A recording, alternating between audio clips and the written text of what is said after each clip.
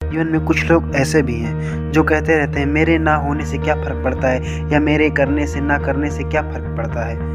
और कुछ लोग ऐसे भी होते हैं जो कहते रहते हैं हम सब करते रहते हैं कि ये गलत है, वो गलत है, इसमें ये बदलाव होना चाहिए, उसमें वो बदलाव होना चाहिए, मगर जब कुछ करने की बारी आती है तो आगे कोई नहीं आता, क्योंकि सब यही सोचते हैं कि बाकी सभी तो कर ही रहे होंगे, बाकी सभी तो कर ही रहे होंगे, मेरे अकेले के ना करने से क्या फ़र्क पड़ेगा। और नतीजा कुछ नहीं होता, जैसे का था वैसे रहता है। इसी बात पे मुझे एक कहानी याद आती है, चलो आपको बताता हूँ, उसकी ओर ले चलता हूँ। बूंद बूंद से घड़ा भरता है, यानी कि बूंद बूंद से घड़ा भरता है, यानी कि तुम करो मैं करूँ वो करे सब सारे मिल जाएंगे तो बूंद बूंद मिलके घड़ा भर जाता है। वैसे ही बूंद बूंद करके आदमी मिल जाते हैं तो ढेर सारे होके काम कर जाता है। उसी प्रकार से बूंद बूंद से ही घड़ा भरता है। आइए आपको ले चलूँ उस कहानी की ओर। एक बार एक राजा को अपने राज्य में फैमिली एक बीमारी से परेशान था। रोज बीमारी से राज्य में मरीजों की संख्या बढ़ती जा रही थी। राजा ने बहुत दूर दूर से बड़े बड़े वैद्य को बुलाया, लेकिन किसी को उस बीमारी के बारे में कोई पता नहीं चल सका। राज्य में बीमारी का प्रकोप इतना ज़्यादा हो चुका था कि राजा को कुछ समझ नहीं आ रहा था कि क्या किया जाए, क्या करे, वो आगे क्या होना चाहिए, कैसे करे।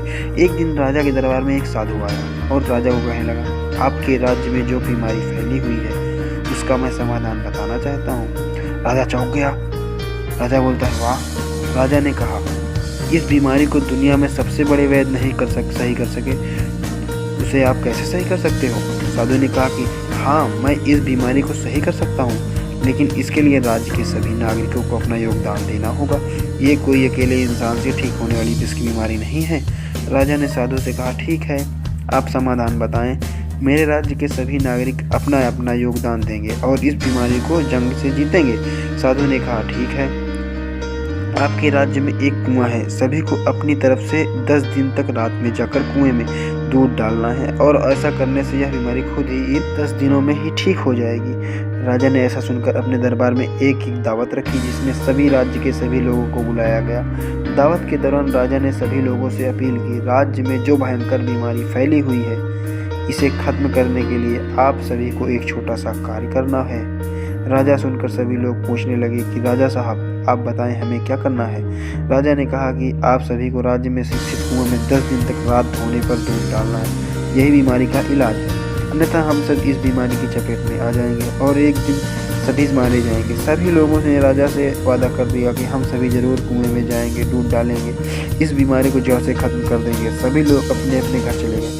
रात हुई, सभी लोग कुएं में दूध डालने के लिए कुएं के पास आने लगे और दूध डालते गए। पूरी रात लोटों का आना जाना लगा नहीं वाली थी। किसी ने एक बुढ़िया को कुएं की तरफ जाते देखा और उसके हाथ में जो बाल्टी थी उसमें देखा कि दूध की जगह पानी भरा हुआ है। बुढ़िया के कुएं पास जाकर चारों तरफ देखकर चुपके से बाल्टी का पानी कुएं में डाल दिया और वापस अपने घर आ गई। ऐसा होते हुए 10 दिन बीत गए, लेकिन बीमारी कम नहीं हुई बल्कि और ज़्यादा ही हो गई। 10 दिनों के बाद फिर से वही राजा साधु दरबार में आ गया। साधु को देखकर राजा ने साधु से कहा कि आपने कहा था कि 10 दिन में कुएं में डालेंगे दूध तो ठीक हो जाएगी बीमारी, लेकिन कुछ फायदा नहीं हुआ, बल्कि और राजा खतरनाक स्थिति बन गई। साधु कुछ देर चुप रहा, फिर राजवीर से बोला, आपको सही पता है कि सभी लोगों ने ईमानदारी से कुएं में दूध डाला है। राजा कुछ देर तक सोचता रहा और बोला, एक व्यक्ति बोला कि राजा, मैंने एक बुढ़िया को कुएं में दूध की जगह पानी डालते हुए देखा है, इसीलिए ही बीमारी सही नहीं हुई है। मैंने अपने सिपाहियों से कहा उस बुढ़िया को पकड़ कर लाया जाए जिसने कुएं में दूध ना डालकर पानी डाला था और उसकी वजह से ये भयंकर बीमारी ठीक नहीं हुई। उस बुढ़िया को राजा के पास लाया गया। राजा ने पूछा कि तुमने कुएं में दूध न डालकर पानी क्यों डाला। बुढ़िया राजा से कहने लगी, राजा साहब, जब सब दूध डाल रहे थे मैंने सोचा कि मेरे एक के दूध न डालने से क्या फ़र्क पड़ेगा, और सभी ने तो दूध डाला ही है, इसीलिए मैंने कुएं में पानी डाल दिया। इतना सुनकर राजा और साधु दोनों कुएं के पास जाने लगे, ये देखने की कि क्या सभी ने दूध डाला है या नहीं। कुएं में पास जाकर देखा तो कुआं पूरा पानी से भरा हुआ था, उसमें दूध की एक बूंद भी नहीं थी, क्योंकि सभी ने उस बुढ़िया की तरह ही सोचा था कि बाकी सब तो दूध डाल ही रहे हैं, मेरे अकेले दूध ना डालने से क्या फ़र्क पड़ता है।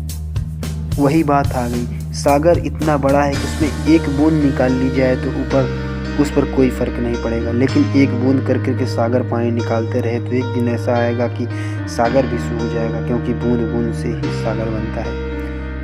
हम सब कहते रहते हैं वो गलत है, ये गलत है, वो गलत है, लेकिन सब जैसा का तैसा ही है। ऐसा ही देश में कोरोना वायरस के विरुद्ध लड़ाई हो रहा है। सभी लोग यह मानकर रूल फॉलो नहीं कर रहे हैं कि मेरे अकेले रूल फॉलो ना करने से क्या फ़र्क पड़ेगा, लेकिन जब सभी लोगों को ये सोचने लगे तो बहुत फ़र्क पड़ेगा, जिसने स्थिति बेहद ख़राब हो सकती है। इसीलिए सभी को अपने ऊपर जिम्मेदारी लेनी चाहिए। मुझे ये करना है, वो करना है, वो करना है, ये करना है तो करना है तो करना है। दूसरे के भरोसे नहीं बैठना चाहिए। जय हिंद।